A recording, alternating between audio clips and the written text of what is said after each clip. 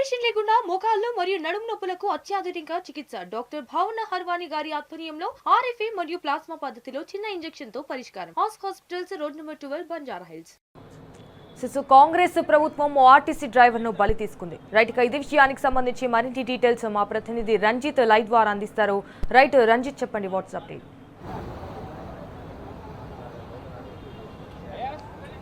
RTC సమ్మెలో విషాదం చోటు చేసుకుంది. నర్సంపేట డిపోకు చెందినటువంటి శంకర్ గౌడ్ సమ్మెలో భాగంగా దీక్ష చేసుకుంటూ కూడా వాళ్ళకి జరుగుతున్నటువంటి అన్యాయం కావచ్చు, వాళ్ళకి ఇచ్చినటువంటి హామీలు నెరవేర్చకపోవడంతో దాదాపు 2 రోజులుగా దీక్ష చేస్తున్నటువంటి శంకర్ గౌడ్ అనే వ్యక్తి కూడా పెట్రోల్ పోసుకుని ఆత్మహత్య చేసుకునే ప్రయత్నం చేశాడు. దాంట్లో భాగంగా పెట్రోల్ పోసుకున్న సమయంలో తోటి కార్మికులు కూడా అడ్డుపడి ఏదైతే మంటలను ఆర్పే ప్రయత్నం చేసిన సంపరి కూడా అతనికి ఒంటికి బలమైన గాయాలుగా ప్రథమ చికిత్స కోసము స్థానికంగా ఉన్నటువంటి నర్సంపేట హాస్పిటల్కు తరలించడం, అనంతరం అక్కడ నుంచి కూడా ఎంజిఎంకు తరలించిన తర్వాత కూడా దాదాపు 80% గాయాలతో కొట్టుమిట్టాడుతున్నటువంటి శంకర్ గౌడ్ను కూడా అర్జెన్సీగా కూడా హైదరాబాద్లోని డిఆర్డీఓ అపోలో హాస్పిటల్కు తరలించారని అధికారులు చెప్పడంతో అక్కడికి ఆ నుంచి కూడా ఉదయం రాత్రి 9 గంటల ప్రాంతంలో కూడా ఇక్కడికి తీసుకొచ్చిన పరిస్థితి. అప్పటికీ కూడా వచ్చే సమయంలో అతని యొక్క హార్ట్ బీట్ అనేది తగ్గిపోవడం, పల్స్ రేట్ అనేది కూడా తగ్గిపోవడంతో స్థానికంగా ఉన్నటువంటి డాక్టర్లు కావచ్చు, అంబులెన్స్లో ఉన్నటువంటి డాక్టర్లు కూడా సిపిఆర్ చేసుకుంటూ కూడా తీసుకొస్తారు. మనం విజువల్లో చూసుకున్నట్లయితే అపోలో డిఆర్డీఓ హాస్పిటల్ వద్ద కూడా మనం ఉన్నాము. ఇక్కడ చూసుకున్నట్లయితే ఆ పరిస్థితి కూడా విషమంగా ఉందని చెప్పేసి చెప్తున్నారు. కాకపోతే ఇప్పటికే మనకు అనుకున్న స్థానిక సమాచారం ప్రకారం వాళ్ళ బంధువులు చెప్పిన సమాచారం కూడా మరికి కొద్దిసేపటి క్రితమే కూడా శంకర్ గౌడ్ మృతి చెందాడని చెప్తున్నారు.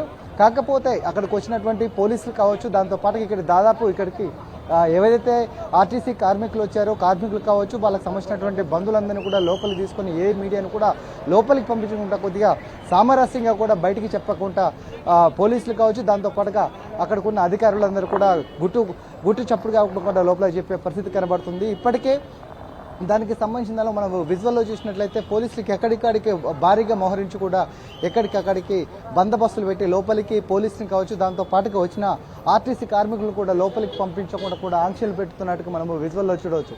ఇకపోతే ఇక్కడ జరుగుతున్నటువంటి సందర్భాన్ని బట్టి కూడా ఏదైతే వాళ్ళకి ఇచ్చినటువంటి ఆర్టీసీ విలీనం ప్రక్రియ కావచ్చు, దాంతో పాటుగా వచ్చేసి వాళ్ళకి సంబంధించినటువంటి పీఆర్సీ కావచ్చు, వీళ్ళందరికీ కూడా రెగ్యులరేషన్ విషయంలో వీళ్ళకు చేసినటువంటి హామీలు ఏతుందో హామీలు నెరవేర్చకపోవడం, దాంతోపాటుగా ప్రైవేటు డ్రైవర్లను పెట్టేసి కూడా వాళ్ళు విధులు నిర్వహించే ప్రక్రియ చేస్తున్నారని కూడా వాపోతున్న పరిస్థితి. మనస్తాపాన్ని చెందినటువంటి శంకర్ గౌడ్ పెట్రోల్ పెట్టుకుని ఉన్న సమయం, దాంతోపాటుగా స్థానికంగా ఉన్నటువంటి ఎంజిఎం హాస్పిటల్కి తీసుకెళ్లిన తర్వాత కూడా అక్కడ ఏదైతే విషమంగా దాదాపు 80 నుంచి 90% వరకు కూడా గాయాలై లోపల కూడా అతనికి సంబంధించిన ఆర్గాన్స్ కూడా బలంగా గాయాలపయ్యాలని కూడా అక్కడ నుంచి ఎమర్జెన్సీగా అంబులెన్స్ సదుపాయంతో డిఆర్డీఓ అపోలో హాస్పిటల్ కూడా తరలించిన తర్వాత కూడా ఇక్కడికి వచ్చినటువంటి డాక్టర్లలో అపోలోకి సంబంధించినటువంటి డాక్టర్లు కావచ్చు, దాంతో పాటుగా తార్నాక నుంచి ఒక డాక్టర్, మొత్తానికి ఉస్మానియా నుంచి డాక్టర్లు మొత్తానికి 10-11 మంది డాక్టర్లు వచ్చి కూడా వైద్య బృందం ఇక్కడ చికిత్స చేస్తామని చెప్తున్నారు. కాకపోతే ఇక్కడికి వచ్చిన తర్వాత అతనికి చికిత్స ఏదైతుందో చికిత్స జరుగుతున్నప్పటికీ కూడా ఆ చికిత్సకు స్పందించకపోవడం, సిపిఆర్ చేస్తున్న కూడా బాడీ రెస్పాండ్ కావడంతో కూడా అతను చనిపోయినట్టుగా కూడా చెప్తున్నారు. కాకపోతే ఇప్పటికీ దానికి సంబంధించినటువంటి అధికారులు కావచ్చు, స్థానికంగా ఉన్నటువంటి డాక్టర్లు కావచ్చు అధికారికంగా మాత్రం ప్రకటన చేయలేదు. కానీ ఇప్పటికే అతను చనిపోయినట్లు కూడా నిర్ధారణ జరిగింది.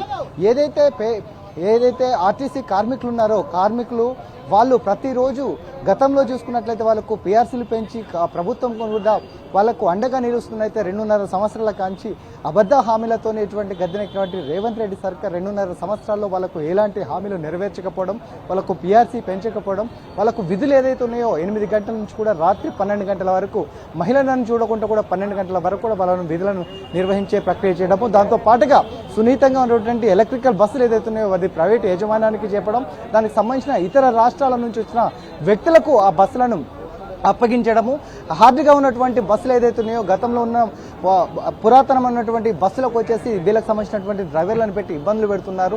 ఆర్టీకి సంబంధించిన యజమాన్యాన్ని కూడా వాపుతున్న పరిస్థితి కనబడుతున్నాయి.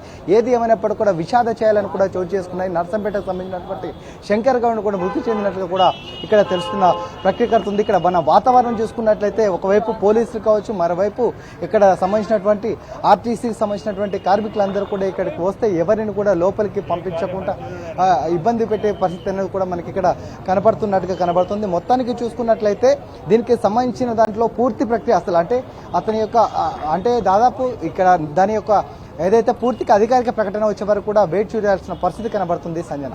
Okay, all right Ranjith, thank you for the live updates.